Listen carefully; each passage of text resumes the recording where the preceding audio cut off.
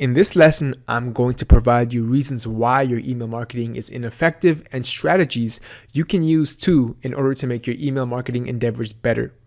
When I started out with email marketing, I wasn't very good at it. There were major lessons I learned on the way, and I'd like to share with you some things you should avoid or change up in your email marketing efforts. Not sending emails frequently enough. Now, there's definitely a fine line between sending emails to engage your audience versus spamming your subscribers. The last thing you want to do is bombard your subscribers with tons of emails. This will certainly cause them to unsubscribe or even add you to their junk folder.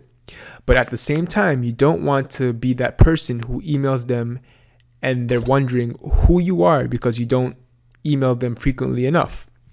I think we all have those emails where we subscribe to a list and we randomly get an email from someone we don't recognize or we forgot we subscribed to. So you need to find a middle ground and the balance between sending them enough emails and refraining from sending them emails. You want to send emails to them so that they recognize you and that you're an established authority in their perception. But at the same time, you don't want to send them emails too frequently, right? So establish what kind of content you will be sending to your subscribers. So once they opt into your email list, inform them so they are aware what they're opting into, right? It's just something as a courtesy you can do so that they're not surprised at the kinds of emails you're sending them. Another big one is always selling. If your emails are about selling your books or services, then you're doing it wrong. Well, if it's like that all the time, I should say. The last thing someone wants to do is open up an email to someone who's pitching them a new offer every single time. You need to remember there's another human being at the end of the email, and therefore you need to nurture their relationship.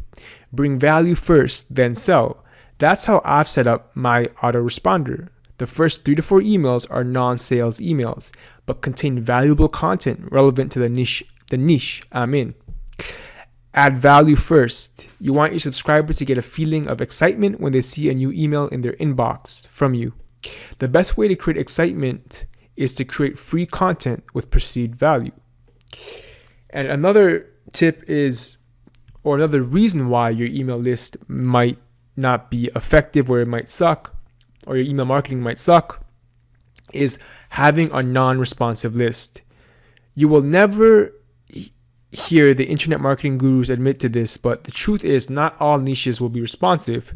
Truthfully, my most responsive niche is one that I am not even passionate about, but gets the most engagement.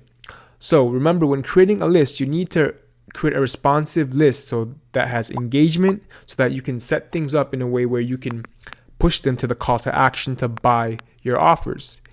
If nobody is responsive, what's the point in having an email list? If you can't monetize your email list or solicit reviews at the least, then you're wasting your time. That's going to be all for this lesson. I hope you found it helpful. Please remember to like, subscribe, and share.